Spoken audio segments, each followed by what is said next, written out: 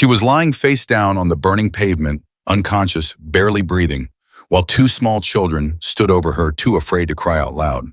The man who stepped out of that black SUV had ordered men to their knees with a single look. He had walked through gunfire without flinching. But the sight of those two children, his children standing frozen in terror above a collapsed woman, broke something open inside him that no bullet ever could. And what he would discover in the next few hours would destroy everything he thought he knew about his own home. If this story moves you, to hit that subscribe button right now and follow along until the very end.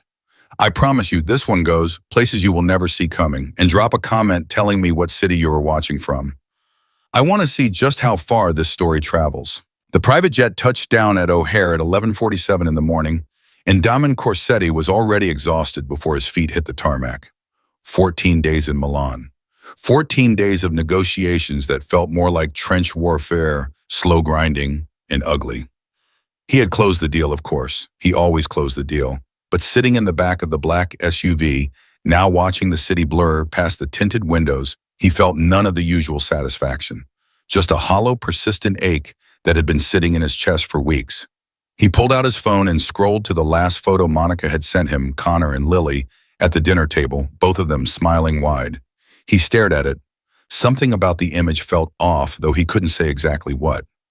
Maybe it was the way Connor's smile didn't quite reach his eyes.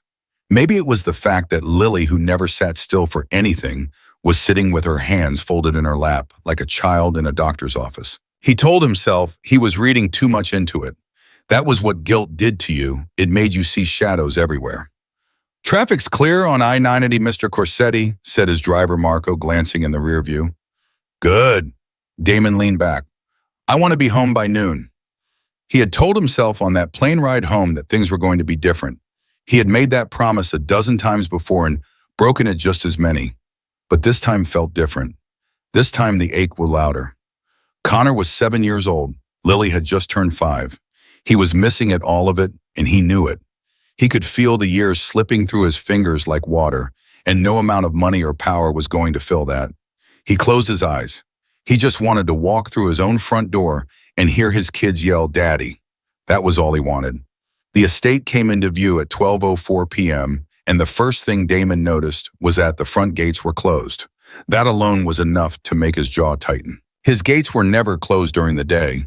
He had staff moving in and out delivery security rotations. A closed gate in the middle of a Tuesday afternoon meant something was wrong or someone had changed protocol without telling him. "Marco." "I see it." Marco's voice was flat, controlled. The SUV slowed to a stop. Marco buzzed the intercom twice. No answer. He tried again. Silence. Damon was already opening his door before Marco could say another word. He typed in the manual override code on the exterior panel, a code only he and 2 other people knew, and the gate swung inward with a slow, mechanical groan. He walked through, and then he stopped. She was maybe 30 feet ahead of him, crumpled on the stone path that ran along the side of the house. Face down, one arm stretched out above her head. Still, completely still. Behind her, standing in the narrow strip of shade cast by the garden wall, were Connor and Lily. Connor had his arm around his little sister. Lily had her face buried against her brother's shoulder. Neither of them moved when they saw him. Neither of them ran to him. That hit Damon harder than anything else. His children always ran to him. Always. "Connor," his voice came out low, careful. "Hey, look at me." Connor lifted his head slowly. His face was pale. His eyes were red-rimmed, and he looked older than 7 years old, far, far older than any 7-year-old should ever look. He stared at his father for a long moment, like he wasn't sure whether to trust what he was seeing. "Daddy," Lily's voice was a whisper muffled against her brother's shirt. "I'm here." Damon crossed the distance in 4 strides and dropped to one knee in front of theirs. He put both hands on Connor's shoulders. "Are you hurt?" "Connor, look at me. Are you hurt?" Connor shook his head. Lily pulled back just enough to look at him. Her lower lip was trembling. "Emmy fell down," she whispered. "She fell down and she won't wake up, and we didn't know what to do, and we were scared to go inside."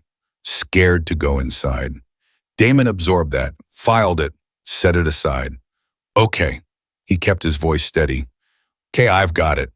You both did good staying with her. I've got it now." He stood and turned to the woman on the ground. He had seen men injured before. He had seen the aftermath of violence in ways that most people never would. He was not a man who was easily shaken, but the sight of her stopped him cold. She was small, younger than he'd expected. Her uniform, a plain gray dress standard issue for house staff, was soaked through with sweat.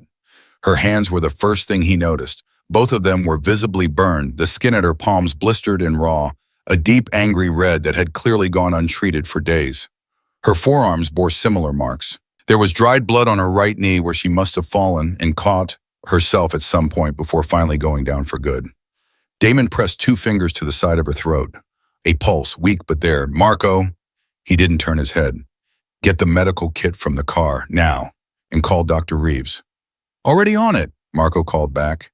Damon leaned closer to the woman on the ground. "Hey, can you hear me?" He kept his voice even. "I need you to stay with me. You're going to be okay." Nothing, not even a flutter. He looked up at Connor. "How long has she been like this?" Connor swallowed hard. "Since this morning, a long time. She was trying to carry the laundry baskets and she just fell. She said she was dizzy before that. She told us to stay close to her." "She told you to stay close?" Damon repeated. "Because she didn't want us to go back in the house," Lily said very quietly. Another thing he filed. Another thing he didn't push on. "Not yet, Doctor." Reeves arrived in 22 minutes.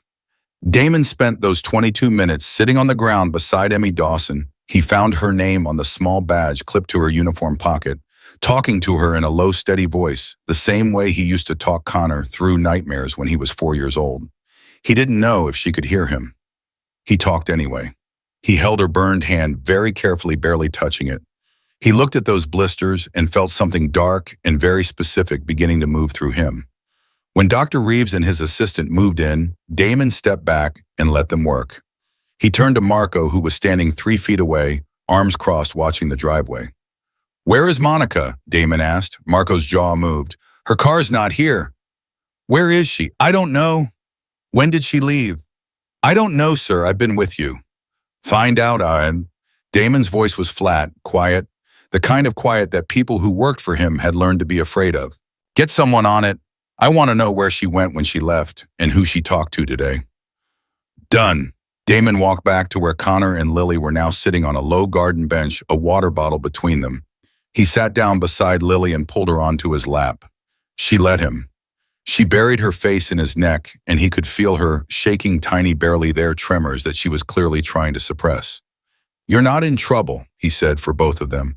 "I need you to know that first. You didn't do anything wrong." Connor was watching Dr. Reeves work. His hands were clasped between his knees. "Is she going to be okay?" Connor asked. "Yes."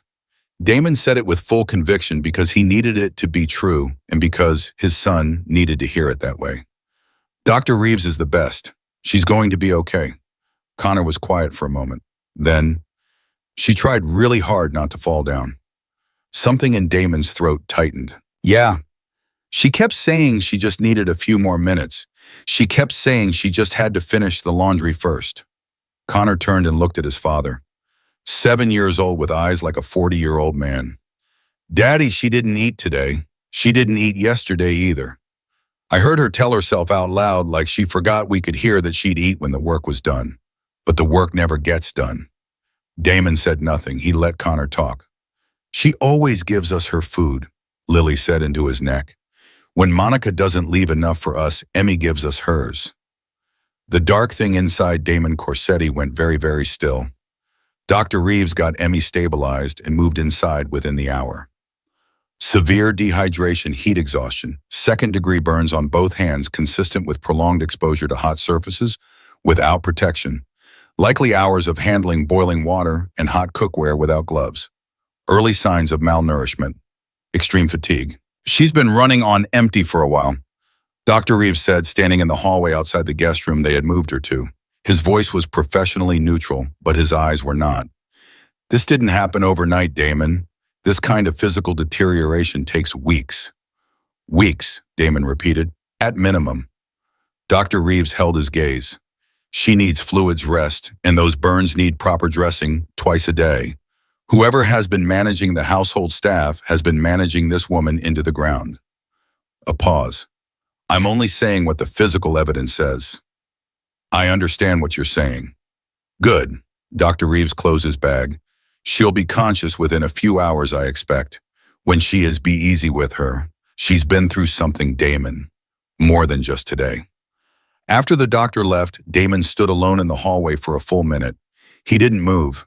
He just stood there with his hands at his sides, staring at the closed guest room door. Then he walked to the kitchen. He found it in the kitchen. He opened the pantry first out of some instinct he couldn't quite name. And what he found in that pantry, the pantry of his own home in the house he paid for on the estate he owned, was almost nothing. Half a box of pasta, a single can of chickpeas, some condiments, 2 packets of instant oatmeal. He stood there staring at the near-empty shelves for a long time. Then he opened the refrigerator, a container of yogurt, some leftover takeout that smelled like it was at least 3 days old, a child's juice box, 1 apple. His children had been eating on what amounted to the contents of a gas station refrigerator. He walked to the trash can beside the counter and looked inside. He found 3 fast food wrappers, receipts from a restaurant downtown, a restaurant he had been to, a place that charged $40 for an entree. The dates on the receipts were from the past week. Monica had been eating out. His children had been eating scraps. He set the receipts on the counter very carefully, the way a man might set down something he's trying not to crush. Emmy Dawson opened her eyes at 3:17 in the afternoon. Damon was in the chair beside her bed when she did. He had sent Marco to get food, real food enough to fill every cabinet in the house, and he had made sure Connor and Lily were in the sitting room down the hall with the television on and enough to eat. He had done all of that quietly and efficiently, the way he handled every problem that required solving. And then he had come back to this room and sat down. He wasn't entirely sure why. He told himself it was because he needed information. He told himself it was because she was a member of his staff and her welfare was legally and logistically his responsibility. He knew it was more than that. When her eyes finally opened, she looked at the ceiling for a moment. Then she looked at him. Her expression shifted, startled, confused, then immediately reflexively afraid. She tried to sit up. Don't. He leaned forward, not touching her. You don't have to move. You're safe. The children, her voice was rough, barely there, are fine. They're down the hall. They're eating. He paused. Because of you. She stopped trying to sit up. She stared at him. I'm Damon Corsetto, he said. This is my house. I know who you are, she said. Then you know I need you to tell me the truth. He leaned forward, elbows on his knees. And I need all of it. Not the version that protects anyone. Not the version that leaves anything out. The truth. What has been happening in this house? Emmy Dawson looked at him for a long time. He could see her working through something, some internal calculation. He recognized it. It was the look of someone who had been told repeatedly and in 100 different ways that speaking up would cost them more than staying silent. You're not going to want to hear it, she said. No, he agreed. I'm not. She held his gaze. But I need to hear it anyway, he said, because those are my children down that hall. And whatever has been happening here, whatever I missed, it stops today. Emmy Dawson took a slow breath, winced at the movement in her ribs, and then she started talking. She told him about the first week. She had been hired 6 weeks ago through the agency brought in when the previous maid had left without notice. She had been grateful for the job. She made no pretense about that. She was a single woman with her own set of struggles, and the pay was good and the position was live-in. She had told herself it would be straightforward. By the end of the first week, she had understood that nothing about this house was straightforward. Miss Monica, she said carefully. Even now, Damon noticed she used the formal address, made it clear from the beginning that the house ran by her rules. That was fine, that was normal. But her rules were... She stopped, pressed her lips together. Go on, Damon said. She expected me to be available from 5 in the morning until midnight. Every day, no days off, no exceptions. Emmy paused. I said that didn't seem reasonable for one person. She told me that if I didn't like it, there were plenty of people who would take my place and be grateful. Damon's expression didn't change. His hands resting on his knees were very still. I stayed, Emmy said, because of the children. Tell me about the children. And here for the first time, Emmy's voice broke just slightly. She pulled it back together quickly, but he heard it. Connor and Lily. She exhaled. They're so good, Mr. Corsetti. They're so well-behaved, too well-behaved, if you understand what I mean. Children that age shouldn't be that quiet. They should be loud and messy and getting into everything. But those two, they walk on eggshells every single day. They've learned how to be very, very small. Damon said nothing. He did not look away from her. She doesn't like noise, Emmy said. She doesn't like mess. She doesn't like them. That's what I came to understand. She doesn't have any feeling for them. They're in her way. She hurt them. His voice was still even, still controlled, but something had entered it. Not with her hands, not that I ever saw. Emmy met his eyes. She didn't have to. She told him about the locked doors, about the morning 2 weeks in when Monica had grown irritated with the children at breakfast and had simply put them outside 7-year-old Connor and 4-year-old Lily on the back terrace at 7 in the morning when the temperature was barely above 50 degrees. Told them not to come in until she said so. Went back to her coffee. Emmy had watched from the kitchen window for 8 minutes before she had quietly opened the back door and let them in, given them breakfast, dressed them in warmer clothes, and said nothing. She had known even then that saying something would get her fired. She told him about the meals, about watching Monica eat her delivery food while doling out the cheapest possible approximation of dinner for Connor and Lily. About the night she had seen Lily quietly scraping the remnants of Connor's nearly empty plate onto her own and understood that the children were rationing. She had started giving them her own portions after that. She told him about the time Monica had screamed at Connor for spilling a glass of water. Screamed at him the way you would never scream at a child, the way that leaves marks that don't show up on any medical chart, and how Connor had stood there and taken it with his hands flat against his thighs and his eyes down, and how Lily had gone entirely silent and not made a single sound for the rest of the day. She told him about the work, about being given tasks that would have required 3 people working full hours being given them as though they were perfectly reasonable for one. About the days she had run out of cleaning supplies and been told to figure it out. About her hands. She looked down at her bandaged hands now and then looked back up at him. I burned them about 10 days ago, she said. She told me the floor needed to be sanitized with boiling water. No mop, on my knees. The bucket splashed. She said it plainly without drama.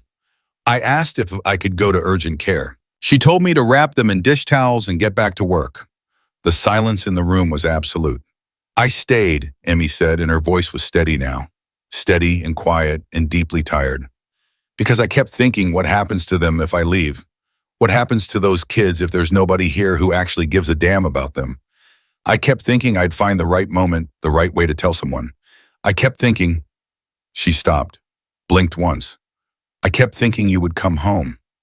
Damon Corsetti stood up from his chair. He walked to the window. He stood with his back to her for a long moment. Outside his estate stretched out green and quiet and perfect in every visible way. Every visible way. When he turned back around, he looked different. Not outwardly, his posture was the same. His face was the same composed, hard mask that had kept him alive in rooms full of men who wanted him dead. But his eyes had changed. Rest, he said. Everything you need will be brought to you. You're not moving from this room until Dr. Reeves clears you. You're not going near a kitchen, a mop, or anything else until those hands are healed. He paused at the doorway. And Emmy, she looked at him. No one is going to put you outside again. He walked out. He closed the door behind him with a soft, final click. And then he pulled out his phone and called the one man he trusted absolutely. Find Monica, he said when the call connected. Wherever she is, bring her home. A pause on the other end. Then, she's not going to like that. No, Damon agreed. She's not. He walked to the sitting room. He could hear the television through the door. He could hear Lily laughing, a small, surprised sound like she'd forgotten she was allowed to. He stood outside the door for a moment with his hand on the frame. Then he opened it and walked in, and for the first time in weeks, his daughter looked up and ran straight to him without a single flicker of hesitation. He caught her. He held on. Over her head across the room, Connor was watching him. Quiet, careful, still. Damon met his son's eyes. Come here, he said. Connor came. The call Marco made at 4:45 that afternoon would be the last moment of peace in that house for a long time, because Monica's car pulled through the gates at 5:02, and what she would say when she walked through that door, the excuses she would offer, the lies she would reach for the version of reality she would try to construct on the spot, would not be the worst thing that happened that evening. The worst thing would be what the cameras caught, and nobody in that house yet knew the cameras were there. Monica Caruso walked through the front door at 5:02 p. like she owned every inch of it. She was dressed well. She always dressed well, in a silk blouse the color of cream, her dark hair pulled back, a shopping bag hanging from the crook of her elbow like punctuation. She smelled like a restaurant Damon recognized. Expensive. Downtown. The same one whose receipts he had pulled from the kitchen trash 3 hours ago. She didn't see him at first. She was already pulling out her phone, already moving toward the staircase with the particular ease of a woman who had grown comfortable, believing that no one in this house was watching. And then she looked up, and she stopped. Damon was standing in the middle of the foyer, still, arms at his sides, not angry or not visibly. That was the thing about Damon Corsetti that most people misread. They expected rage to look loud. It didn't, not in him. When he was truly furious, he became very, very quiet, and the room temperature seemed to drop a degree. Monica blinked, recovered almost instantly. Her face reorganized itself into something warm and surprised. Damon. She let the shopping bag down and crossed toward him, arms opening. I didn't know you were coming back today. You didn't call. I would have. Where were you? She paused, not long, half a second, but he caught it. He caught everything now. Lunch with Carla, she said, and some shopping. I needed to get out of the house. It's been a long week.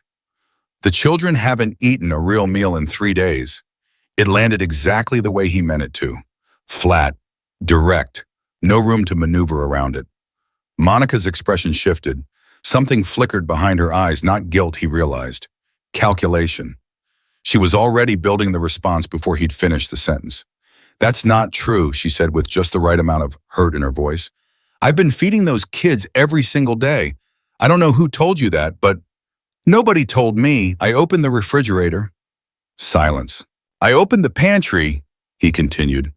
I looked at the trash. I found your takeout receipts from this week. 5 separate restaurant meals. In the refrigerator, I found 1 apple and a child's juice box. He didn't raise his voice. You want to revise what you just said? Monica set her jaw. Damon the maid is responsible for grocery shopping. If there's nothing in the house that's on her, not on me, I can't be expected to. The maid, he said, is currently in the guest room with 2nd-degree burns on both hands, hooked up to an IV because she collapsed from dehydration and starvation on my property this afternoon. Monica stared at him. He watched her work through the calculations in real time. He watched her decide in the space of about 4 seconds which version of herself to deploy. She chose the wounded one. I know you're upset, she said, softening her voice. And I understand you come home and things aren't perfect, and it's easy to want someone to blame. But I have been here, Damon alone, managing this entire house, your children. A staff member who frankly has been unreliable since day one. Stop, he said it without volume, and it stopped her cold. Don't do that. I'm just trying to explain. Stop. He took 1 step toward her. Just 1. I have been sitting in that house for 3 hours. I have been in the kitchen and the pantry and the guest room. I have talked to my son, who is 7 years old, and looks like he's been carrying something a grown man couldn't hold. I have held my daughter, who is 5 years old, and flinched when a door closed in the hallway. His voice dropped another register. Don't explain. Don't manage this. Answer me straight. Monica looked at him for a long moment. Something shifted in her face, the performance dropped just for a second, and underneath it was something harder and colder than he'd expected. You want straight, she said. I want the truth. Fine. She set the shopping bag on the side table. Her posture changed, straighter, less apologetic. Those children are exhausting. They are loud and needy, and they whine, and they want constant attention that frankly I am not equipped to give, while also managing this entire estate by myself. I never pretended to be a mother, Damon. You knew that when you brought me into this house. The room was very quiet. You're right, Damon said. I did know that. She seemed to take that as concession. She softened, fractionally reaching for him. I know this isn't ideal, but they're not your children, he said. They're mine, and they were in my house, in my care. In your care, she repeated, and now there was an edge in it. You were in Milan for 2 weeks, Damon. Before that, you were in Dubai for 10 days. Before that, I know where I've been. Then you know this isn't entirely on me. And that was the thing that hit him somewhere deep and raw and true, because she wasn't entirely wrong. He had been absent. He had left his children in a house with a woman he had trusted on the basis of wanting to believe she was trustworthy. He had looked at the picture of Connor and Lily smiling and told himself everything was fine because it was easier. But that truth, his failure did not cancel out hers. No, he said, it's not entirely on you. Some of it is on Maid. He held her gaze. But burned hands, Monica. A woman who passed out on stone pavement. My daughter flinching at a closed door. That all of that is entirely on you. Monica opened her mouth. Don't, he said. I'm not finished. She closed it. Where's the household account card? A beat. In my purse. Give it to me. Her chin lifted. Excuse me. The card, Monica. The one I set up for household expenses. The one with a $20,000 monthly limit. He extended his hand. I'd like it back. She stared at him. The calculation was back in her eyes, running faster now. You're not serious. I've never been more serious in my life. So what, you come home, you listen to some maid tell you God knows what, and suddenly you're treating me like a thief, like I'm some kind of criminal, after everything I've done for this family. The card, he said, quietly. Finally. She pulled it from her purse and put it in his hand, hard, with force, like it cost her something more than the card. He looked at it, then he tucked it into his jacket pocket and said, Marco will show you to the East guest room tonight. Her head came up sharply. I'm sorry. You'll sleep in the East guest room. I need space to think, and I need tonight to talk to my children without an audience. You're putting me in the guest room, in my own house. It's my house, he said. First time he'd said it. He said it without heat, without drama, simply and plainly the way you state a thing that has always been true. It's always been my house. Monica looked at him for a long time. Her face had gone through 5 different things in the last 60 seconds, wounded, cold, calculated, angry, and now something he'd never seen on her before. Something that looked briefly and unpleasantly like contempt. Fine, she said at the last, must have your space. She picked up her shopping bag. But you should know that whatever that woman told you, she's been nothing but a problem since she arrived. Complaining, cutting corners, taking liberties with the children that I specifically told her not to take. Whatever she said, consider the source. She moved toward the stairs. Emmy Dawson, Damon said. Monica stopped. Her name is Emmy Dawson. She's been working in this house for 6 weeks. She hasn't had a day off. She fed my children from her own plate. And she stayed when she could have walked out because she was worried about what would happen to a 5-year-old and a 7-year-old if she did. He paused. That's the source. I've considered it. Monica climbed the stairs without another word. Damon stood alone in the foyer until he heard her door close. Then he turned and walked down the hall toward the sitting room where he could hear the low sounds of the television, and beneath it, Lily's voice asking Connor something in a small whisper. He stood in the doorway for a moment. Connor looked up first. That careful, watchful look, taking the temperature of the room before committing to a reaction. It broke Damon's heart all over again. Hey, Damon said, easy, calm. You guys want to help me figure out what to order for dinner, and I mean real dinner. Whatever you want. Lily sat up very fast. Can we get the noodles? The ones with the broth? We can get whatever you want. Connor was still watching him. Is everything okay? He asked. 7 years old, is everything okay? Like he'd been trained to monitor the emotional weather of every room he entered. Everything is going to be okay, Damon said. That's the most honest answer I can give you right now. He walked in and sat on the couch between them and picked up the takeout menus he'd had Marco pull from the kitchen drawer. Now tell me about these noodles. Connor watched him for another second. Then something in him seemed to make a small, tentative decision, and he leaned into his father's side. It was the smallest thing. It was everything. It was nearly 7 when Damon's phone buzzed with a message from Marco. Short, no punctuation. The way Marco always texted when the news was something that needed to be said without embellishment. You need to see something. Camera room. Now, Damon read it twice. He waited until Connor and Lily were settled, fed warm Lily already half asleep with her head against a throw pillow, and then he walked to the part of the house that the staff didn't go into, the room behind the home office that looked from the outside like a closet door. He pressed his thumb to the panel and stepped inside. Marco was already there, standing in front of a bank of monitors, his arms crossed and his face doing something it very rarely did, which was show what he was actually feeling. He looked grim. He looked angry. He looked under both of those things like a man who was trying to decide how to hand someone a piece of broken glass without cutting them. He already knew it was going to cut. How many cameras? Damon asked. 7 inside the house. You had them installed 2 years ago after the break-in scare. Standard security sweep, motion-activated continuous storage, 90-day rolling archive. Monica knew about them. She knew about the exterior ones. You told her about those when she moved in. Marco paused. You never told her about the interior ones. Damon pulled up a chair. Show me. What Marco showed him over the next 40 minutes would not leave him for a long time. The footage was time-stamped and clear. The interior cameras had no audio, but they didn't need it. Some things communicate without a single word. There was the morning 12 days prior when Monica had put Connor and Lily outside through the back door at 6:50 a.m. The screen showed the timestamp clearly. It was 43 degrees that morning. Damon had already checked the weather records for the past month. Connor had his arms around Lily's shoulders and was talking to her, his breath visible. They stayed out there for 40 minutes.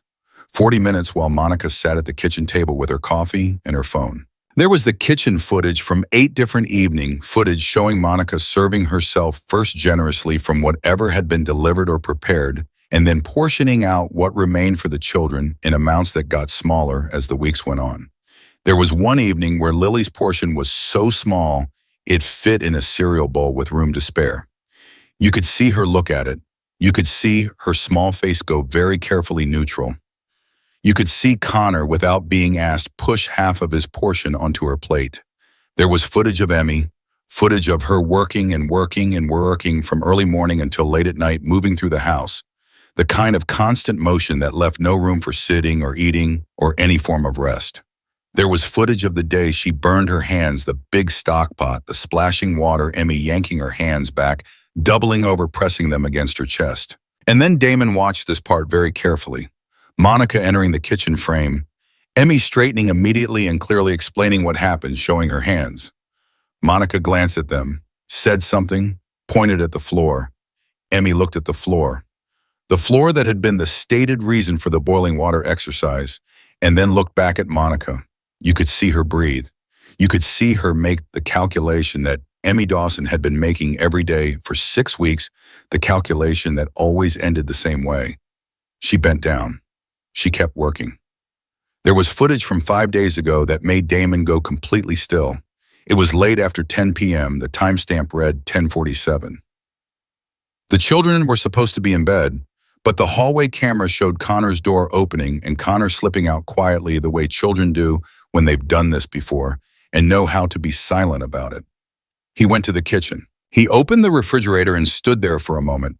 Then he took out the single thing left in it, a leftover container with what appeared to be a small amount of rice, and divided it into 2 portions. Went back down the hall, slipped into Lily's room. He was feeding his little sister in the middle of the night because she'd gone to bed hungry. Damon sat back in his chair. He put one hand over his mouth and stared at the monitor. Marco said nothing. He was good at that, at knowing when nothing was the right thing to say. After a long time, Damon said, "Get me Hargrove." Paul Hargrove, the attorney who had handled every legal matter for the Corsetti operation for 11 years. The man who knew where every body was buried figuratively and occasionally otherwise. Tonight, right now, it's 7:30. I know what time it is. Call him. Damon stood. His voice was rock steady. And Marco, I want a full copy of everything, every file, 90 days of footage archived and secured off-site by tomorrow morning. Encrypted, multiple copies. You understand me? Completely. Damon walked out of the camera room. He stood in the hallway with his back against the wall and his eyes closed for exactly 3 seconds. 3 seconds, that was all he allowed himself. Then he straightened and walked back down the hall toward the sitting room. He checked on his children. Lily was fully asleep now, lips slightly parted.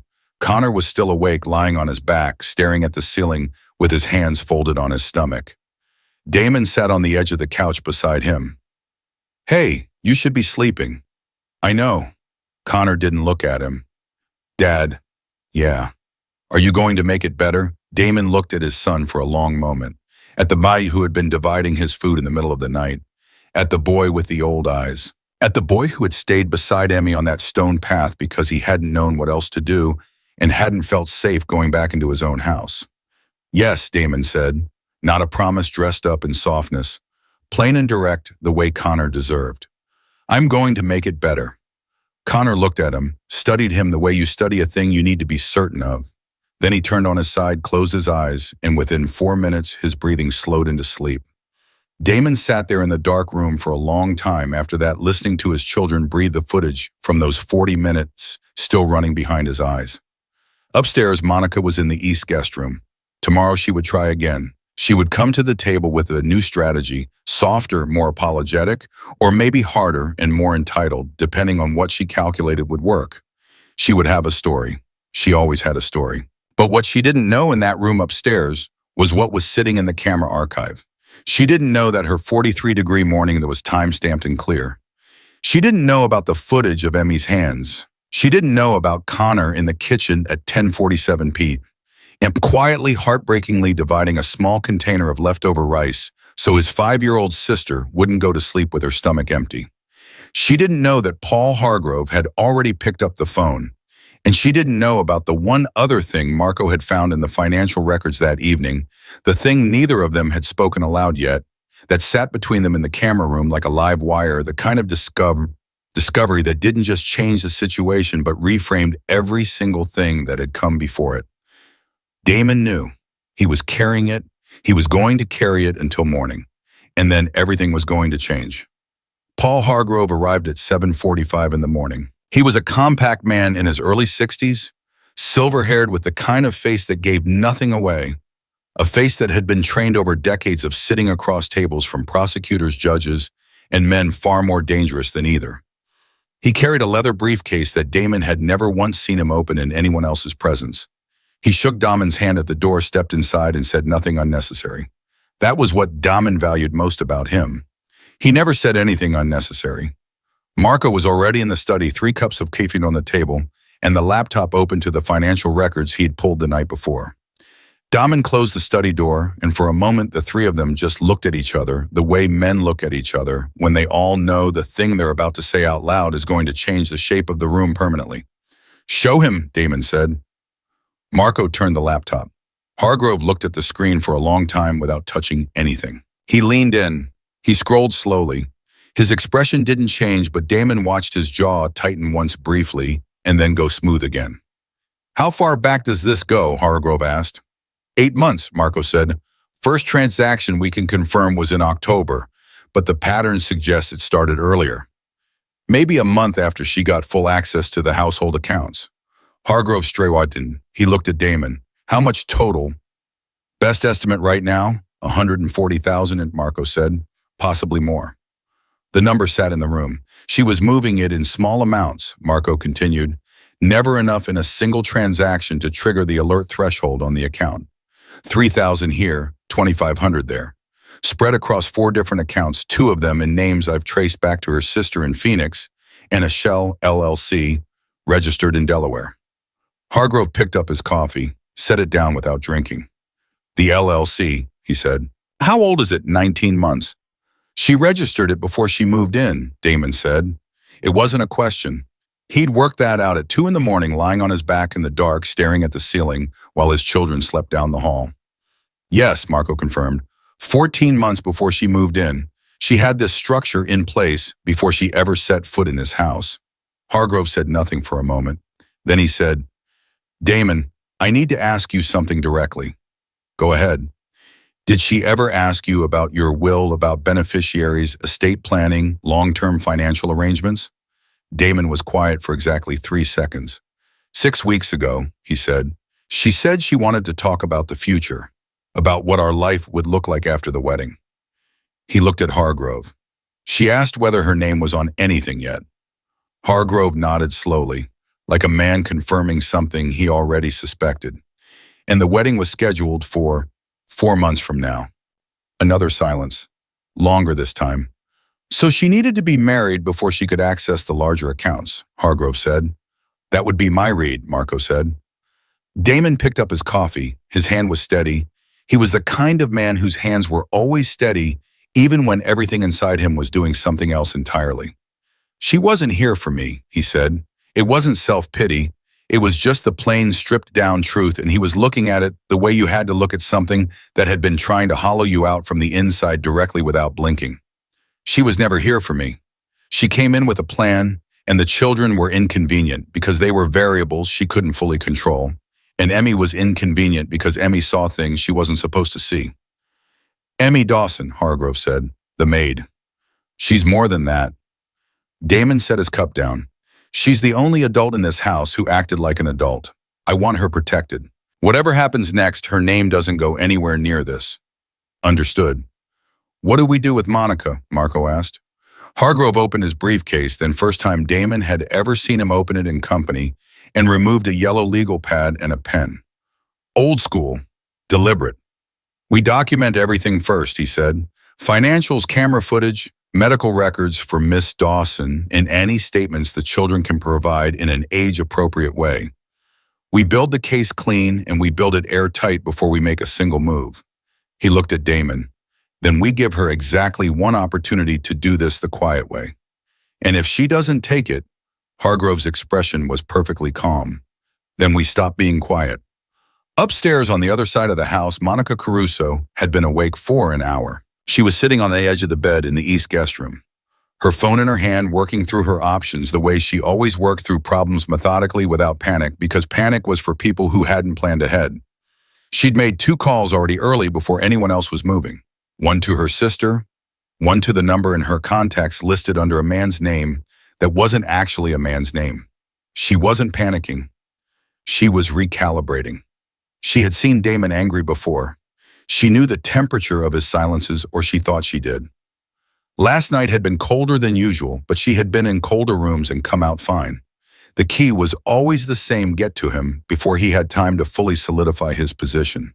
Damon Corsetti was a decisive man, but he was also underneath everything a man who had spent years wanting to believe the best about the people he loved. That want could be worked with. That want was a door if you knew how to find it. She got up, showered, and dressed carefully. Then she walked downstairs. She found the study door closed. She could hear voices inside, low mail, the particular register of a conversation that stops just a fraction of a second after it registers footsteps in the hallway. She knocked. Damon. A pause. Then, give me 10 minutes. She stood in the hallway. 10 minutes, she told herself. She could work with 10 minutes. She went to the kitchen instead. She would make coffee, be visible, be domestic and calm.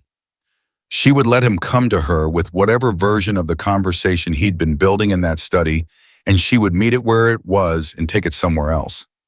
She was halfway through filling the kettle when she heard a small sound behind her. She turned. Emmy Dawson was standing in the kitchen doorway. She was upright, which Monica hadn't expected. She'd assumed the woman would be in bed for at least another day. She was still pale and moving carefully, her bandaged hands held slightly away from her body. But she was standing, and she was looking at Monica with an expression that Monica had never seen on her face in 6 weeks of trying to break her. Not fear, not apology, just quiet, clear-eyed steadiness. You should be in bed, Monica said. Her voice came out exactly right, concerned, authoritative. Dr. Reeves cleared me for light movement this morning, Emmy said. Then you should be resting, not in here. I came to get water. Monica turned back to the kettle. Then get your water and go back upstairs. A pause, just long enough. Please, Aussie. She heard Emmy move to the cabinet, the sound of a glass, the tap running. She's here, Marco's voice from the doorway now. Monica looked up. Marco was looking at her with his arms crossed in the particular blankness he used specifically with her. Not with Daman, not with anyone else. Just her. He's ready for you, Marco said. Monica put down the kettle. She walked past Marco, past Emmy without looking at either of them. Damon was standing when she came in. Hargrove was seated at the side table with his legal pad. Marco closed the door behind her and stood against it. She looked at the three of them and felt for the first time the particular geometry of the room. Three people, one door. She was not being invited to sit down. "Paul," she said, keeping her voice warm, "I didn't know you'd be here." "Good morning, Monica," Hargrove said. She looked at Damon. She deployed the version she'd decided on upstairs, the softer one. The woman who had maybe overextended herself, maybe made some poor decisions, but who loved him and was asking for the chance to explain. "Damon, can we talk, just the two of us?" "No," Damon said. "One word. No cushion around it." She regrouped. "I understand you're upset. I understand last night was difficult. But I think if you give me a chance to explain—" "I've been given a lot of explanations from you," Damon said. "I'm done with explanations. I want to talk about specific things, specific facts." He glanced at Marco, and Marco turned the laptop on the desk to face her. She looked at the screen. The spreadsheet meant nothing to her at first glance, rows of numbers, dates, amounts. And then the column headers resolved in the account names, and her brain caught up to what she was looking at, and she felt something in her stomach drop sharply and specifically. She kept her face very still. $140,000, Damon said. Moved across 8 months from the household accounts into 4 separate accounts, 2 of them tied to your sister and 1 tied to an LLC. You registered in Delaware 14 months before we ever met. Monica said nothing. 14 months before, he repeated. You had the structure in place before we met. That's not, she stopped. Started again. That LLC is completely unrelated. To what? Damon asked. She couldn't finish the sentence without finishing the lie, and the lie had too many edges now, too many places where it could cut her. She recognized standing in this room that the conversation she'd planned in the East guest room had been built on an assumption that was wrong. She'd assumed he had the household finances. She hadn't counted on the LLC. She hadn't counted on how far back Marco had actually gone. I want a lawyer, she said. Paul Hargrove is a lawyer, Damon said. I want my lawyer. You can call whoever you want the moment we're done here. Damon moved around the desk and she fought the instinct to step back. He stopped at a comfortable distance, professional distance, the distance of a man conducting a meeting, not a personal confrontation. But first I want to make sure we're looking at the same picture, because there's more. He turned the laptop himself. He hit play on a video file. She watched herself on the screen carry 2 plates to the kitchen table. She watched herself serve. She watched herself portion out Lily's dinner. Even from where Monica was standing, even at that camera angle and that resolution, the portion looked exactly the way she remembered it, small, dismissively small. She watched the camera footage. She watched Connor push food onto his sister's plate. She watched herself at the edge of the frame, not notice, not look, not care. The audio-free footage was somehow worse than anything she could have expected. It stripped away every possible layer of interpretation and left only the action bare and time-stamped and undeniable. There was nothing she could put around it. She looked away from the screen. Interior cameras, Damon said. Motion-activated, continuous archive. 90 days. A pause. You knew about the ones outside. I never told you about these. That's a violation of my privacy, she said. Her voice had gone flat. You were stealing from me in my own house, he said, and those are my children. The room was silent, and then Monica Caruso made a decision that would be, in retrospect, the single worst decision she had made since walking through the front gates of this estate with a plan and a smile and a Delaware LLC already waiting in a drawer somewhere. She decided to go hard. Fine, Asai. She lifted her chin. You want straight, like last night. Let's be straight. Yes, I transferred money that I earned, Damon earned, for running this house, for managing your staff, for being here while you were in Milan and Dubai and Singapore doing whatever it is you do.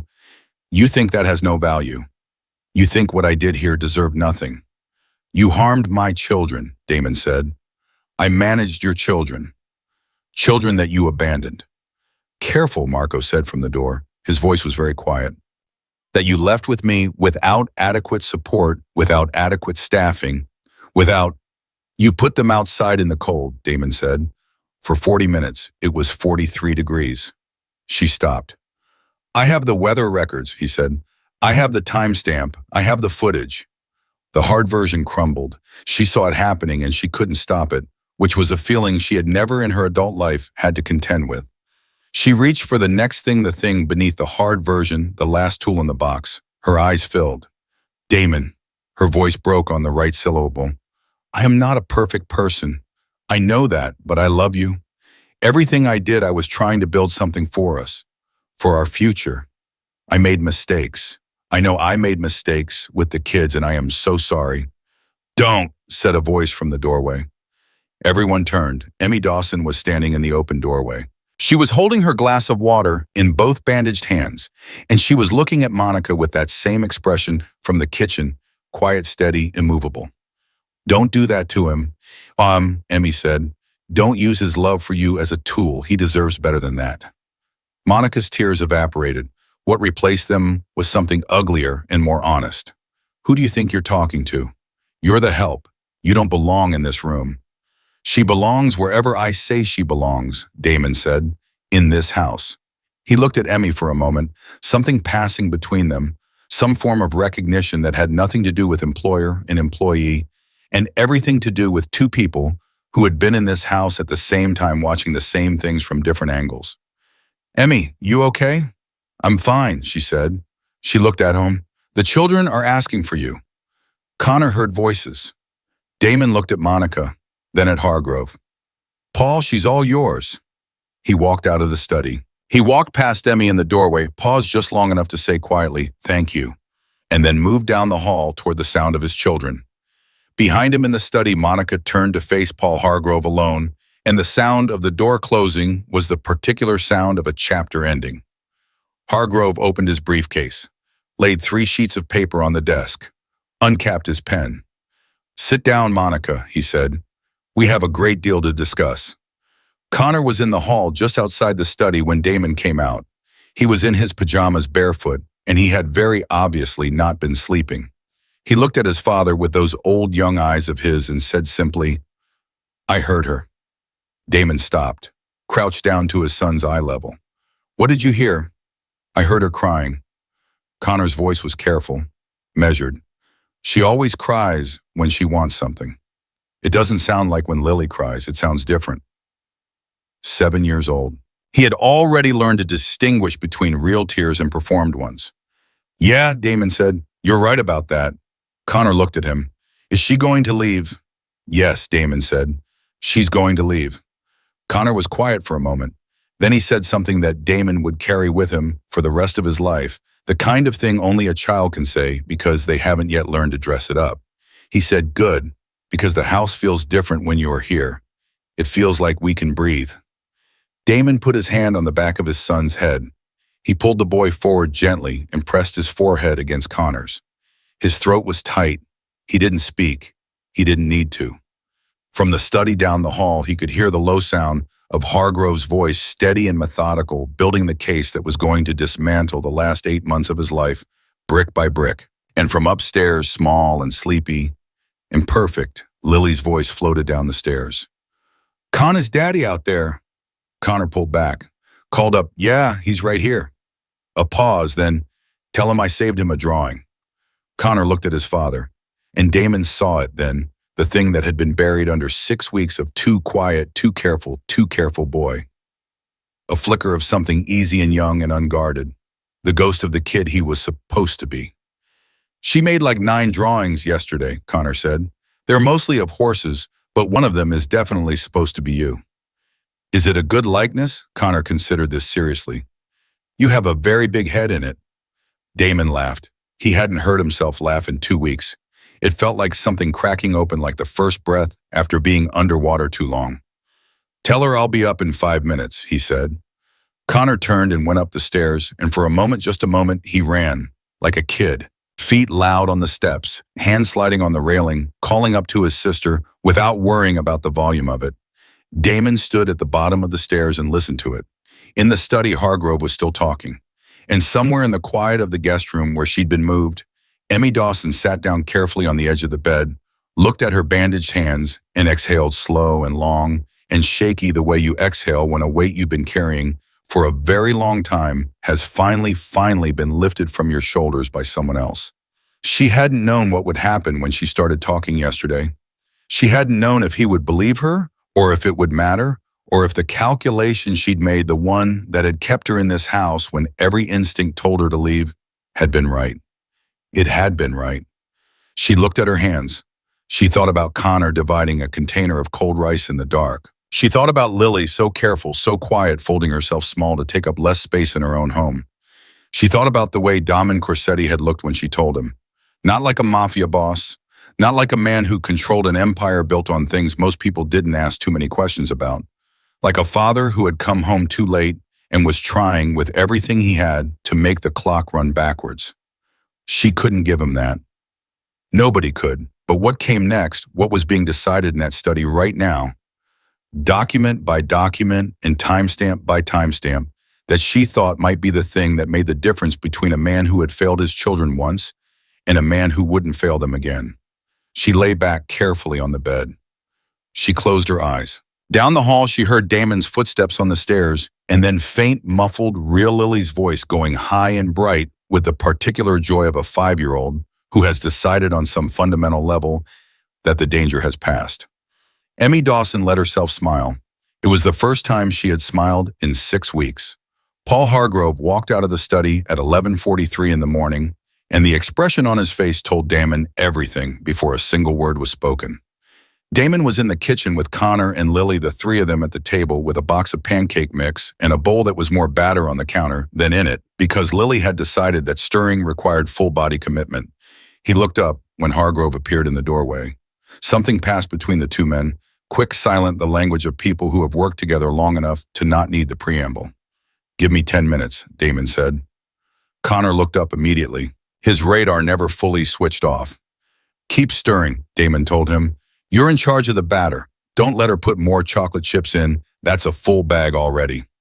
"It's not enough chips," Lily said with complete authority. "It's definitely enough chips."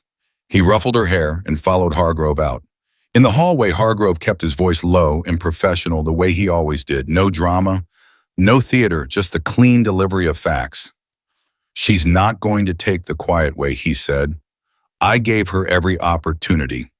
She spent 45 minutes trying to negotiate, first for a reduced repayment arrangement, then for a non-disclosure agreement as a condition of any cooperation, then for a guarantee that you wouldn't pursue criminal charges. And when you said no to all three, she said she'd get her own attorney and we'd see each other in court." Hargrove adjusted his cuff. "She also made a comment about having documentation of her own. Things that could be, and I'm quoting here, professionally damaging to you if they became public." Damon was quiet for a moment. "She's going to try to use my business against me. That's my read. She's calculating that the threat of exposure outweighs your willingness to pursue this." Hargrove looked at him steadily. "She's wrong about that, I assume." "She's very wrong about that." "Good, then we move forward." Hargrove reached into his briefcase and produced a single document. "This is a formal notice of termination of the engagement, the household arrangement, and all associated financial access. It references the specific accounts and transactions and notifies her that the full documentation package has been prepared for law enforcement review." He held it out. "All I need is your signature." Damon took the document. He read it, the whole thing, the way he read everything, not skimming, not assuming. Then he picked up the pen Hargrove offered and signed it at the bottom with the same steady hand he'd had all morning. "There's one more thing," Hargrove said. Damon handed the document back. "The Delaware LLC," Hargrove said. "Marco's contact did a full trace last night. The LLC has a second registered agent we didn't see initially buried in the formation documents. It's not her sister." He paused. "It's a man named Vincent Caruso, her brother." "I didn't know she had a brother." "Neither did I until this morning. He has a record fraud, wire fraud, one prior conspiracy charge that was pleaded down. He's been associated with 3 other similar financial schemes in the past 6 years. Different women, different marks." Hargrove held his gaze. "Damon, this was coordinated. She didn't walk into your life by accident. She was placed." The hallway was very quiet. Placed, Damon repeated. We don't know yet by whom or why, whether it's personal business related or purely financial. Marco is working on it. But the structure of this, the LLC, the timeline, the gradual escalation of transfers, this isn't an opportunist who got greedy. This is a professional operation. Damon's mind moved fast and quiet the way it always did when the ground shifted. He thought about where he'd met Monica at the charity event 14 months ago. Who had introduced them? Who had arranged the seating? He thought about how quickly it had moved and how he had attributed that speed to feeling something real when in fact the speed had been engineered. He thought about how blind he'd been, and he felt that blindness like a physical thing, like a bruise you don't find until you press on it. I want everything on Vincent Caruso, he said, and I want to know who put her in that room with me. Already in motion. Damon stood for a moment. Then he walked back into the kitchen, sat down at the table and helped Lily pour the batter into the pan with an even-handedness that the situation absolutely did not match the level of calm he projected. Because his children were at this table, and they had already been the collateral damage of this woman's scheme once. He was not going to let them absorb any more of it. Monica came downstairs at noon. She had her bag fully packed, which meant she'd been packing while Hargrove was presenting her with the notice, which meant she'd made her decision before she sat down with him. She had never intended to negotiate. She had gone into that room to assess, not to concede and to buy herself time. Damon was standing in the foyer when she came down. Marco was by the door. Hargrove had already left. The house was quiet. The children were in the sitting room, door closed, with instructions that were cheerful and firm and non-negotiable. Monica looked at Damon. She had a different face on today, not the wounded one, not the hard one. A cooler face, the face of someone who has played their final card and is waiting to see what's on the table. I'll be in touch through my attorney. He said, that's fine. She moved toward the door. Marco stepped aside. She stopped when she was level with Damon and turned her head just slightly, not enough to fully face him, but enough to speak. You think you know everything, she said quietly. You don't. I know enough, he said. You think this is over. For you in this house, yes, it's over. She looked at him, then a full direct look, one that dropped all the performance and was just her, whatever that actually was. And what he saw in that look was not regret, was not fear, was not even the contempt from 2 nights ago. It was something more unsettling than any of those things. It was assessment. She was still calculating. Even now, walking out the door, she was still working an angle he couldn't see yet. The children, she said. I'm not the monster you've decided I am. I didn't decide it, Damon said. You showed me. She walked out. Marco closed the door behind her. Damon stood in the foyer for a moment. He heard the car door, the engine, the sound of the gate, and then silence. He turned around. Connor was standing at the end of the hall, still in his pajamas at noon, because they'd all agreed wordlessly that today was a pajama day, because sometimes a day has enough weight to it that it earns the right to stay in pajamas. He was looking at his father with a question he wasn't asking yet. She's gone, Damon said. Connor nodded slowly. He stood there a moment longer. Then he said, Emmy's awake. She says she's not hungry, but she's lying because her stomach is growling. Damon almost smiled. Is it? It's really loud, Connor said seriously. I heard it from the doorway. Go tell her I'll bring something up. I already told her. She said not to trouble you. Connor's expression communicated exactly what he thought of that. I think she doesn't know how to let people do things for her. Damon looked at his son for a moment. 7 years old, and he'd just handed him a piece of insight that a lot of adults spent half their lives not arriving at. Yeah, he said, I think you might be right about that. He made soup from scratch, not because he was an accomplished cook, he wasn't, but because there was something necessary about the doing of it himself, something that couldn't be outsourced to a delivery app today of all days. Connor sat on the counter the whole time and talked, which was something he hadn't done freely in this kitchen in what Damon understood now to be a very long time. He talked about school and about his friend Marcus, who could burp the entire alphabet, and about a book he'd been reading about deep-sea creatures, and about how Lily had asked Emmy to teach her how to make a proper braid, even though Emmy's hands were bandaged, and they'd mostly just made a mess of it together laughing. Laughing. In this house. Damon stirred the soup and listened to every word.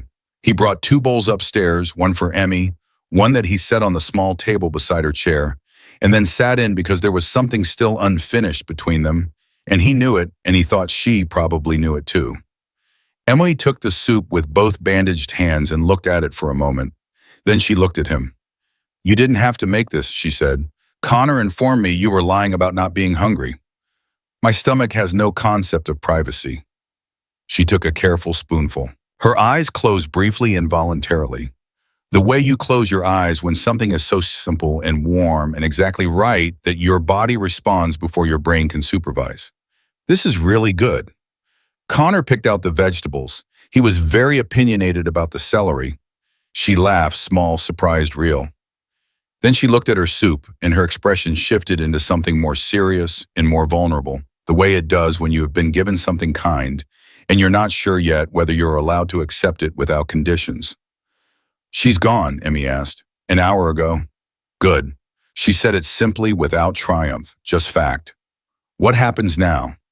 "Legally, Hargrove is filing the full package with the DA's office tomorrow. Financial fraud, child endangerment, a few other things he's building out. She threatened to use what she knows about my business as leverage." He paused. "I've dealt with harder threats from people with more to work with." Emmy nodded. She was quiet for a moment. "I want to say something," she said, "and I need you to just hear it without arguing." He spread his hands. "Go ahead." "I'm going to need to find another position." She looked at him steadily. "Not because of anything that happened, not because of any of this, but because you've been kind to me and your children are remarkable, and I have gotten more attached to this family in 6 weeks than I've gotten to anything in a very long time. And I think staying is—" She stopped, chose her words carefully. "I think the lines would get complicated." Damon said nothing. He let her finish. "You don't need a maid right now," she continued. "You need to be with your kids, without staff in the house, without another person added to the equation. Just you and Connor and Lily getting back to something normal." She looked at her bandaged hands. "I think I've served whatever purpose I was supposed to serve here." It was a speech she had clearly been preparing. It was careful and logical and completely generous in the most self-erasing way, and it made something in Damon tighten with recognition, because he knew exactly the posture behind it. The posture of a person who has learned to define their own value by their usefulness to others and genuinely cannot see themselves in any other terms. "Can I say something?" he said. "I just said, I heard what you said. Can I say something?" She closed her mouth, nodded. "My children have had a lot of adults move through their lives in the last 2 years," Damon said. "Since their mother passed, there have been nannies and housekeepers and school staff, and my own people who rotate in and out, and none of them, not one, have made Connor and Lily feel safe the way you did.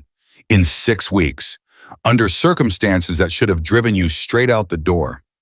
He looked at her directly. "Connor monitors this house like a small security guard. He reads every adult in it for threat level every single day. Last night he knocked on your door to check if you needed anything before he went to bed." Emmy's expression shifted. She hadn't known that. "He's never done that for anyone," Damon said. "In 2 years." She looked down at her soup. He saw her swallow. "I'm not asking you to stay as staff," he said. "I'm asking you to figure out what the right thing is at a pace that isn't driven by you deciding you have been enough of a burden. Because you haven't been a burden. You've been the only solid thing in this house for 6 weeks, and I think you've been so busy taking care of everyone else that you have absolutely no idea what you mean to the people in it." The room was very quiet. "That's a lot," Emmy said finally. Her voice was not entirely steady. "It's the truth. You told me you stay because of what might happen if you leave. So stay. But this time because of what you'd be leaving, not what you're afraid might happen without you." She looked at him for a long time. There were things moving in her face that she was working to keep still, the way people do when they've been self-sufficient so long that receiving something uncomplicated and given freely activates something they don't have a practice response for. Before she could answer, there was a knock at the door. Connor opened it without waiting, which was perfectly on brand. He was holding Lily's hand.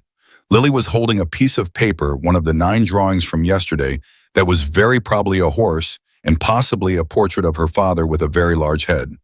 "We made you something," Lily said to Emmy. She held out the drawing with both hands like an offering. It's supposed to be our house, but happy. I drew the sun extra big because Connor said you like the sun.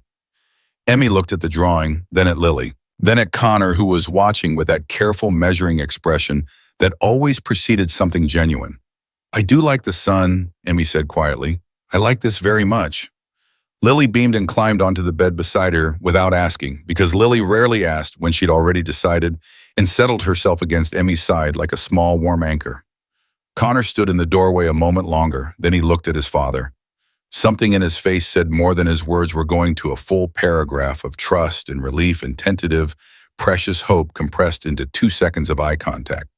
Then he walked in and sat on the foot of the bed and said, "Can we hear a story Emmy was going to tell me about when she was a kid before she got sick?" "I wasn't sick," Emmy said. "I was overworked." "Same thing," Connor said. Damon looked at the three of them, his son at the foot of the bed, his daughter tucked under Emmy's arm, Emmy holding a crayon drawing of a house with an oversized sun, and felt something shift inside him that had no name that he could put to it immediately. Something that wasn't happiness exactly. Something bigger and quieter than happiness. Something that felt in the specific way of things you didn't know you'd lost until you stood in the presence of them again. Like home. His phone buzzed. He glanced at it. Marco, Caruso brother, is moving. Flight booked out of Midway tonight, Phoenix to Cancun. Damon typed back without looking up. "Stop it. 3 seconds. Understood." He pocketed the phone, looked back at the room. "Can you stay for the story?" Connor asked. "Yeah," Damon said. "I can stay." He sat down in the chair by the window. Lily immediately held the drawing up for him to look at and said, "That's you, right there, Baoina."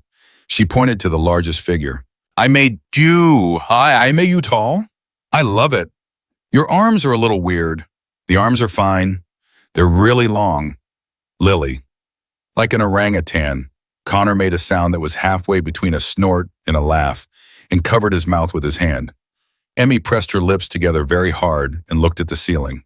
Damon looked at his daughter's earnest, completely self-satisfied face and laughed fully freely from somewhere genuine. And the sound of it moved through the room like light through a window, landing on every surface, touching everything. Downstairs, Hargrove's paperwork was in a briefcase. In a server, somewhere in Marco's network, 90 days of camera footage sat encrypted and logged and ready. In a DA's office that would open its doors tomorrow morning, a case was about to begin building itself from timestamps and transaction records and the medical notes of a doctor who had looked at a young woman's burned hands and known exactly what they meant. Monica Caruso was already on the Eisenhower Expressway heading west, her phone pressed to her ear, talking to someone in a low, tightly controlled voice that was working very hard not to sound afraid. She had told Damon he didn't know everything. She believed that. She had not yet understood that the man who had signed that termination notice this morning was not the same man she had walked into this house to dismantle. The man she had profiled from a distance, assessed as manageable, emotionally isolated, professionally distracted, compensating for absence with money and convenience. That man had existed. She hadn't been wrong about him, but he was gone now.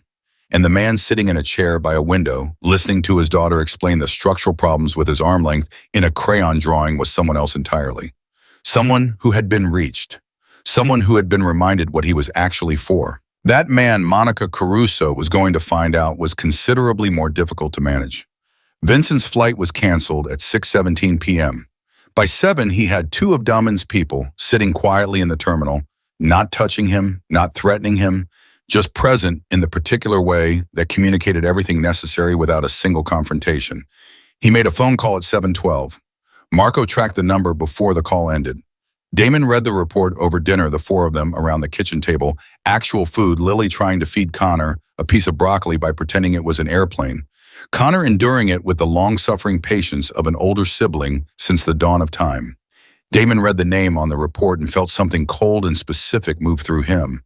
It was a name he recognized, a name from his own world, a name that meant the last 8 months hadn't been a random con or a financial scheme born of pure opportunism. This had been personal. Someone in his circle had sent her. He set his phone face down on the table. He looked at his children. He looked at Emmy, who was across the table carefully cutting her food because her hands were still healing, and watching him with the quiet attentiveness of someone who has learned to read the weather. She caught his eyes, held them. gave him the smallest nod, the kind that said, "I see it, you don't have to explain it right now. Finish dinner." He nodded back. "Airplane," Lily announced, targeting Connor's closed mouth with the broccoli. "I am not a hanger," Connor said. Damon picked up his fork. He would deal with the name. He would deal with Vincent Caruso and the canceled flight and the person behind all of it in the way and at the time of his choosing. He was good at that, at holding the hard thing at the right distance until the moment was exactly right. But not now, not at this table. Right now there was food and his son's voice and his daughter's laughter and a woman across the table who had given everything she had to keep this family breathing when he wasn't here to do it himself. Right now, that was the only thing that mattered. Everything else could wait until morning. The name on Marco's report was Richard Falco. Damon had known Richard Falco for 11 years. They had built things together, broken things together, sat across from federal investigators together, and said nothing. Falco ran the Northwest Distribution Corridor and had been at Damon's right hand through 3 of the most dangerous years of his operations expansion. He had been at the table the night Damon's wife Elena had told him she was pregnant with Connor. He had held a glass at the toast. Damon read the name 3 times. Then he put the phone in his pocket and finished dinner with his children, and he didn't say a word about it, and he didn't let it touch his face because that was the discipline, the thing that had kept him alive this long. You held the hard thing completely still inside you until the moment you chose to put it down. Marco called at 9:15 after the children were in bed. "How certain are you, Emmy?" Damon asked. "The number Vincent called from the terminal belongs to a burner registered in a fake name, but the cell tower it pinged is 2 blocks from Falco's warehouse on Kedzie, and the call lasted 11 minutes. Whatever they said, it wasn't short. Has Falco made any moves today?" "He had lunch at Rosario's, paid cash, left alone, came back to the warehouse at 4 and hasn't come out." Marco paused. His second came to Midway this afternoon, 40 minutes after Vincent's flight was canceled. Sat in the terminal for 20 minutes and then left without talking to anyone we could see. "He was checking," Damon said, "seeing whether Vincent got out." "That's what I think." Damon stood at the window of his study. "What?" he said. Not to Marco, to himself, really. To the 11 years of history he was holding up to a new light and watching change color. "What does he get from this? Hargrove has a theory," Marco said. "Want it. Now." "The Donnelly negotiation 8 months ago. When you went to Milan the first time, the deal you were building with the Italian consortium. Falco was supposed to be your co-signatory on the structural agreements. You pulled him from that deal at the last minute because you didn't like the way the numbers were reading." Damon remembered. He had cut Falco's stake from 30% to 8 without a conversation he should have had first, because he had been moving fast and distracted and sure of his own raid, and Falco had said nothing. He had smiled and nodded and said nothing. "He lost over $2 million in projected earnings," Marco said, "and he never brought it up." "Men like Falco don't bring things up," Damon said. "They build things." "They build things," Marco agreed.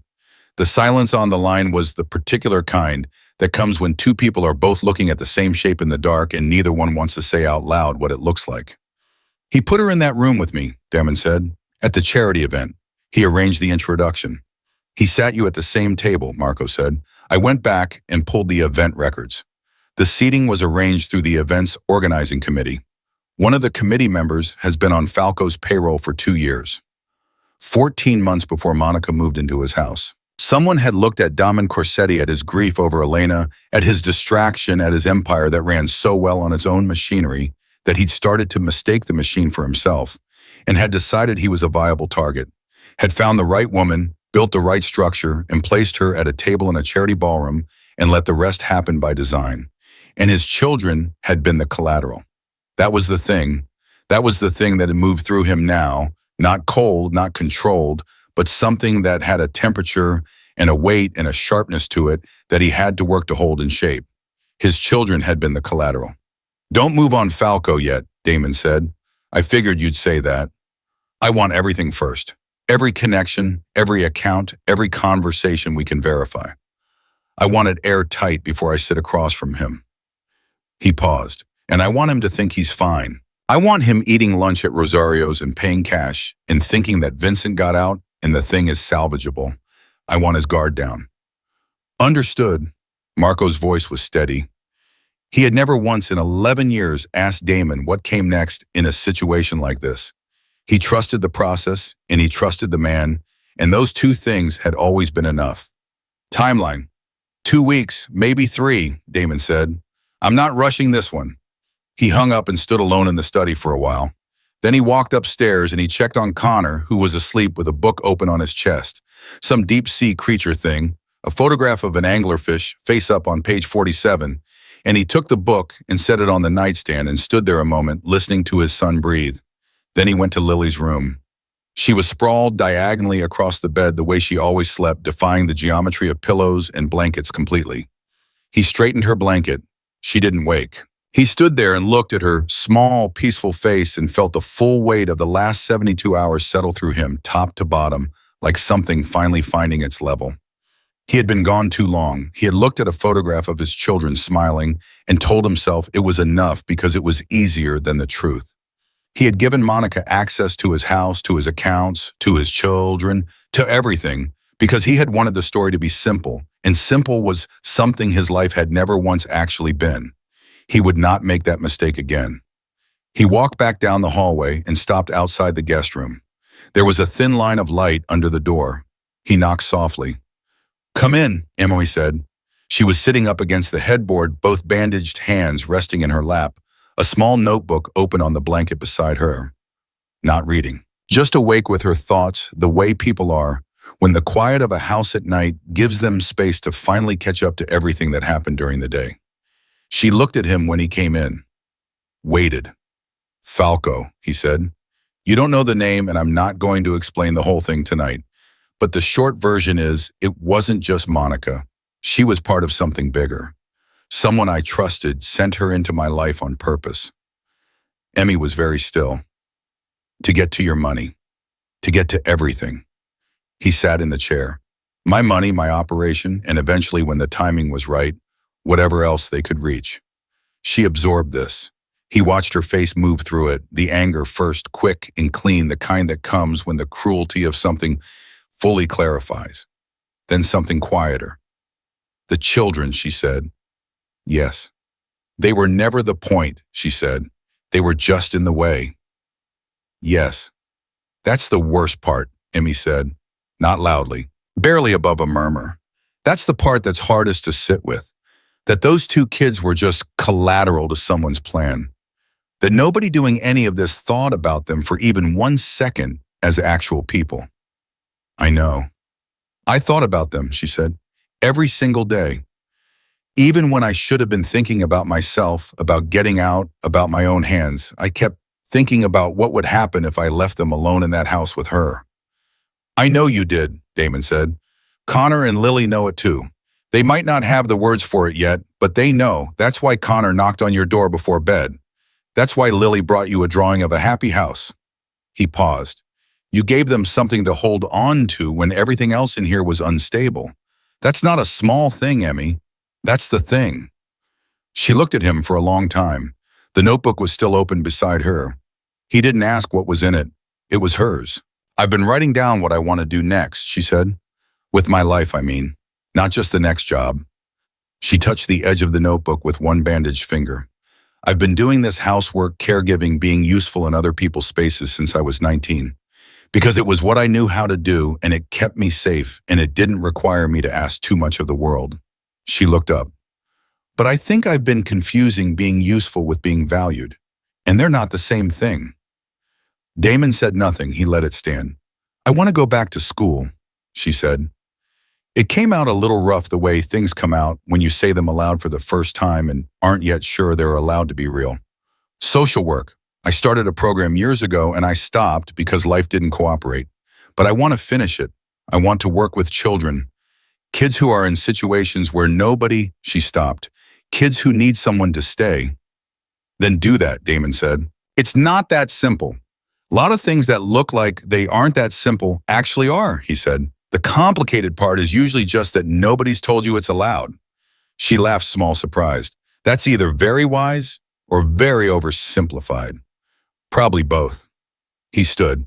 "We'll talk about the details when you're ready, not tonight." He moved toward the door. "Get some sleep, Emmy."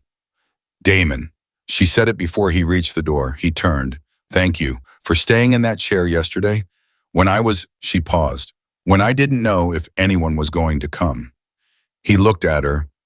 Someone always should have been, he said. I'm sorry it took me as long as it did to get here. He closed the door. He went to bed. He slept 4 hours, which was more than he expected.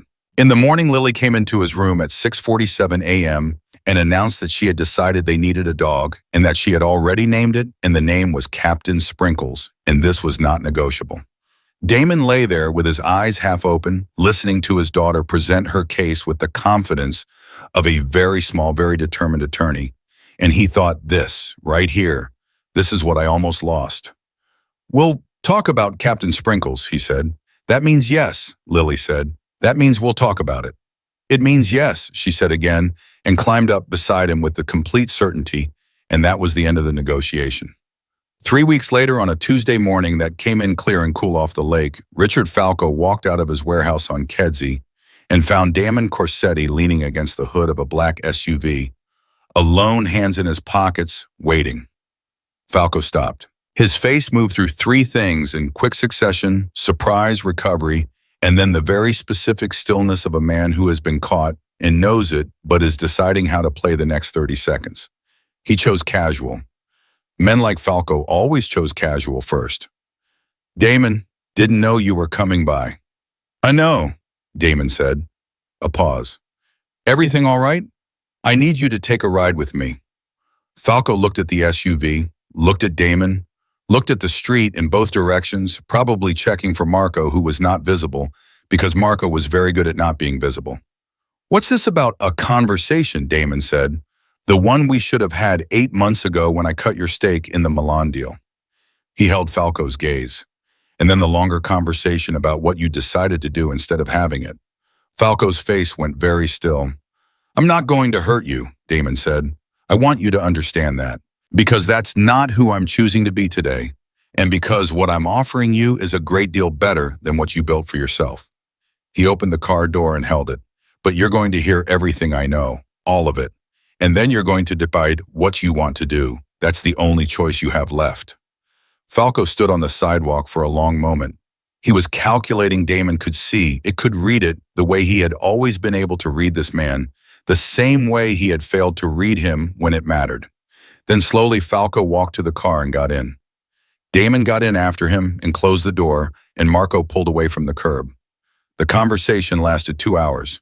It was not pleasant and it was not neat. And there was a moment around the 40-minute mark where Falco tried to reframe, deny, and construct an alternative version of events so audaciously false that Damon had to give him a grudging point for nerve. Then Damon put the financial records on the seat between them and the cell tower records and 3 screenshots from the camera archive that he had printed specifically for this meeting.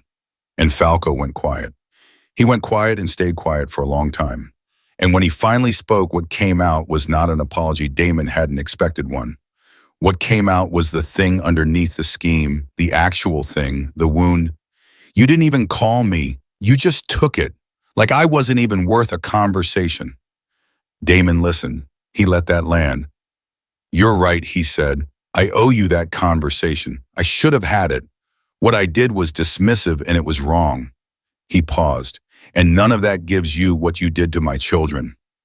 Falco looked out the window. Nothing gives you that, Damon said. But I'm separating the 2 things because they have to be separated. What I did wrong to you, I own that, and I'll make it right the way it should have been made right a year ago. What you did there are terms, and you're going to meet every one of them. The terms were specific.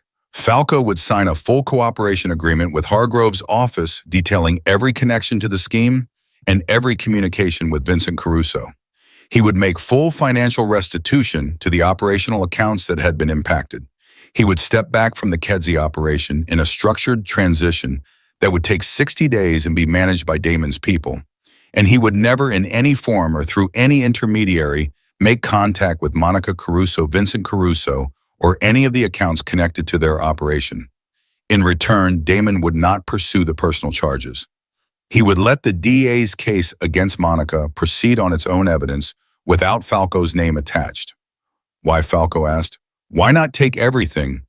Because we have 11 years, Damon said, And because I was wrong about the Milan deal, and I know it. And because I have children who already had enough people in their lives this year whose first instinct was to take rather than build. He looked at Falco directly. I don't want to be another one of those people. Falco signed the agreement that afternoon in Hargrove's office, which was a beige and deliberately unremarkable room that had witnessed a remarkable number of consequential decisions. He signed without further argument, without further posturing, with the particular exhaustion of a man who had put enormous energy into something wrong and was now simply putting it down. Monica Caruso was arrested on a Thursday, 6 weeks after she had driven out through Damon's gates. The charges were fraud, financial exploitation, and child endangerment, 3 counts on the last one built from footage and medical records and statements that Hargrove had assembled with the meticulous care of someone who understood that cases like this only get one real shot. She was arrested in the airport, which Damon thought had a certain symmetry to it. She had always been in transit, always moving toward the next position. Now she had run out of runway. Vincent Caruso was arrested the same morning in Phoenix on wire fraud and conspiracy charges that carried a substantially longer sentence. Damon read the notifications on his phone, forwarded them to Marco without comment, and went back to making breakfast. Emmy moved out of the guest room on a Saturday in October, 2 months after the day she had collapsed on the stone path, and Damon Corsetti had knelt down beside her and asked her name. She wasn't going far. She had found an apartment 3 miles from the estate, a second-floor place with good light that she was paying for herself, which had been important to her in a way Damon had understood and respected without needing it explained. She had enrolled in the social work program at DePaul for the spring semester. She had let Dr. Reeves clear her hands, which had healed better than expected. Faint scarring, nearly gone, the kind that would fade over time. Damon helped her carry boxes to the car. Connor helped too, very seriously, including insisting on carrying a box that was clearly too heavy for him and refusing all assistance. Lily stood on the front steps and watched with an expression of profound personal injury. "You're going to visit," Lily said. It was not a question. "Every week," Emmy said. "Twice a week," Lily said. "We'll see." "Twice," Lily repeated with all the authority of someone who had recently negotiated a dog named Captain Sprinkles into existence and understood that persistence was a muscle. Emmy crouched down to Lily's level, slowly, carefully, her healed hands cupping the little girl's face. "I am not going anywhere that matters," she said. "You understand, the distance doesn't change anything. You have my number. You call me whenever you want. I'll pick up every time." Lily studied her. "Promise, every single time." Lily leaned forward and wrapped both arms around Emmy's neck and held on. Emmy closed her eyes and held back, and for a moment neither of them moved. Connor was standing a few feet away, his too heavy box balanced in both arms, watching them. When Emmy stood back up and looked at him, he said, "The apartment has good light, right, for reading?" "Really good light," she said. "Good." He nodded once, satisfied. "Books need good light." She looked at him, this boy with the old eyes who had divided a container of cold rice in the dark to feed his sister, who had stayed beside her on a stone path when he was afraid to go inside, who had knocked on her door before bed to see if she needed anything. "Connor," she said. He looked at her. "You're going to be extraordinary," she said. "You already are." He went pink from the collar up and looked at his shoes and said, "Okay," in the voice of a boy who had received something he didn't know how to hold yet, but was going to keep forever. Damon loaded the last box. He closed the trunk. They stood in the driveway, the 4 of them, in the particular way of people who have been through something together that changed them and know it. "Dinner Sunday," Damon said. "I'll bring dessert," Emmy said. "Captain Sprinkles can have some," Lily said. "Captain Sprinkles cannot have dessert," Connor said. "He can have a little. He's a dog, Lily." The argument continued as Connor and Lily moved back toward the house, loud, completely normal, beautifully unguarded. Damon and Emmy stood by the car for a moment in the quiet that children leave behind them. "You okay?" he asked. "I'm really good," she said. And she meant it. Both of them could hear that she meant it. Not performing fine, not pushing down the complicated thing. Actually genuinely good, the way you feel when the life you're standing in is starting to look like the one you actually want. She got in the car. She drove away down the long driveway, and at the gate she lifted one hand briefly through the window. Damon watched until the gate closed. Then he turned and walked back into his house. Lily was in the kitchen negotiating with Captain Sprinkles about something involving a piece of toast. Connor was at the kitchen table, deep-sea creature, book open, completely ignoring the negotiation with the practiced detachment of an older sibling who had made his peace with chaos. Damon stood in the doorway.